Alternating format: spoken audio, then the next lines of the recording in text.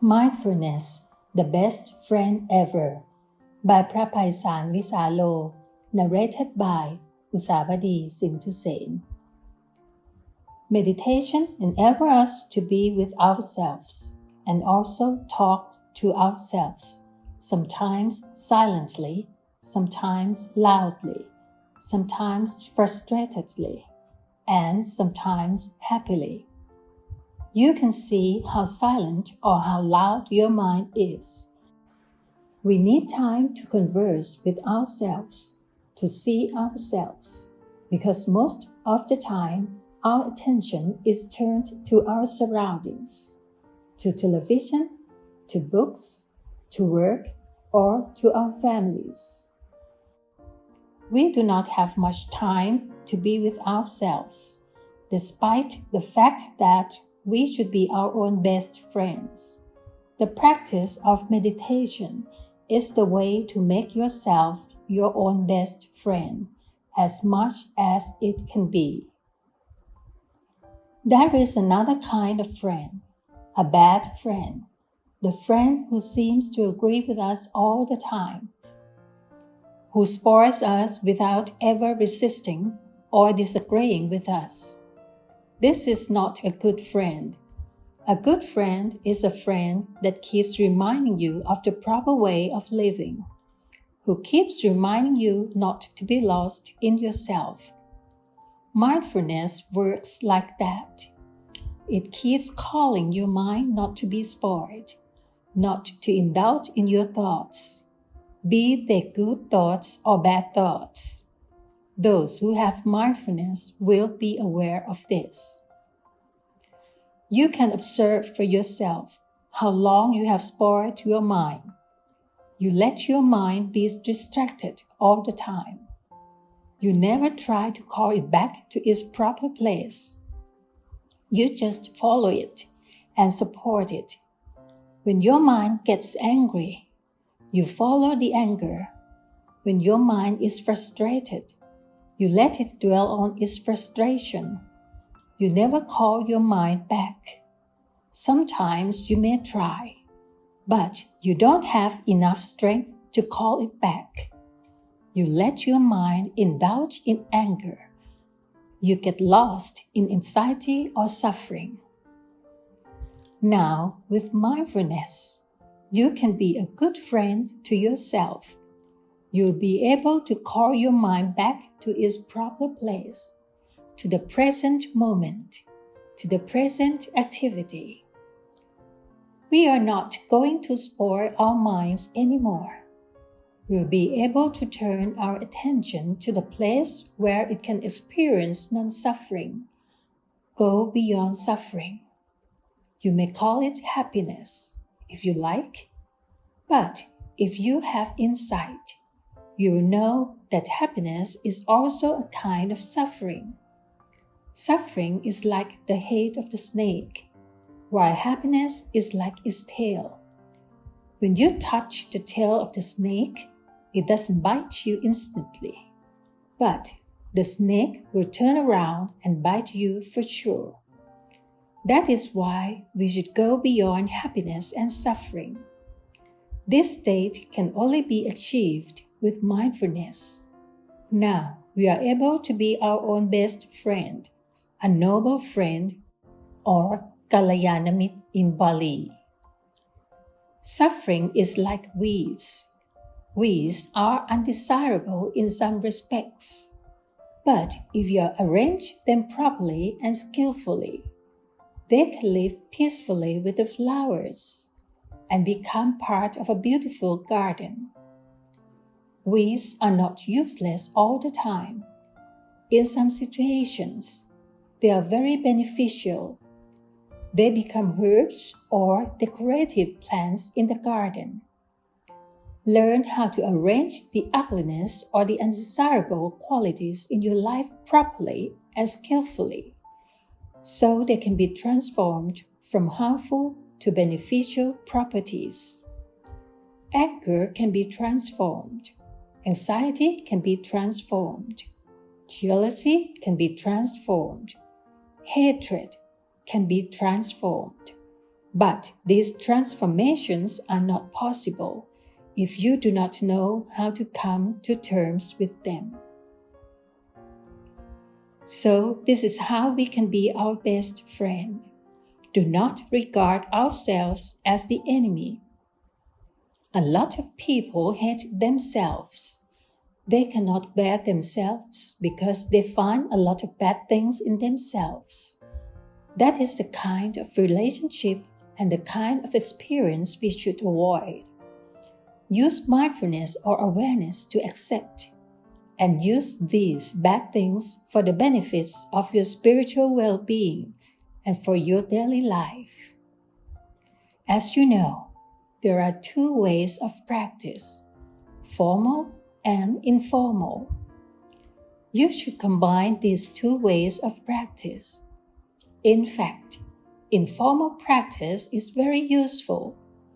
It is very powerful for us, especially for lay people, even for monks, because we spend so much time in our lives informally. In our lifetime, we spend about 7 years all together in the bathroom. It may sound incredible, but it is true. Instead, if you use these 7 years for the whole practice, it will be wonderful, and you can easily meditate in the bathroom. Whatever you do, whether brushing your teeth, taking a bath, urinating, or excreting, all these can be done with mindfulness. You can breathe with mindfulness when you are on the toilet, or you can rub your fingers with mindfulness when you take a shower. You can improve greatly if you're mindful in the bathroom. Do not belittle it. So please integrate mindfulness in your daily life. Take every opportunity for mindfulness. Even try to choose something as a sign to recall your mind back. For example, when you drive, most people prefer the green light and do not like the red one. When we face a red light, we are disturbed. We want to go through. We don't want to stop at the crossing. Please regard the red light as a sign to stop your distracted thoughts, to call your mind back to the breath or to your hands that are holding the steering wheel. Just rub your fingers or follow your breath mindfully with awareness during the red light. You can choose many events in the chaos of your daily life as instruments for your mindfulness, be the noises, sights, odors, or sounds. This is how we apply informal practice to our daily life. Nevertheless, I would like to suggest you not forget formal practice either. Spare at least a few minutes every day for formal practice. After you wake up or before you go to bed.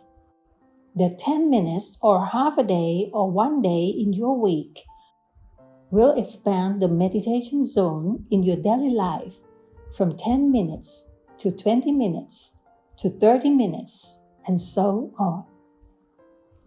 When talk about meditation zone, I mean the state of mind. For example, if you practice meditation for 10 minutes with awareness, the influence of awareness will cover the time beyond the formal practice. And if you keep doing this, it will continue to expand from 10 minutes to 20 minutes to 30 minutes. The radiance of meditation will keep expanding if you keep practicing.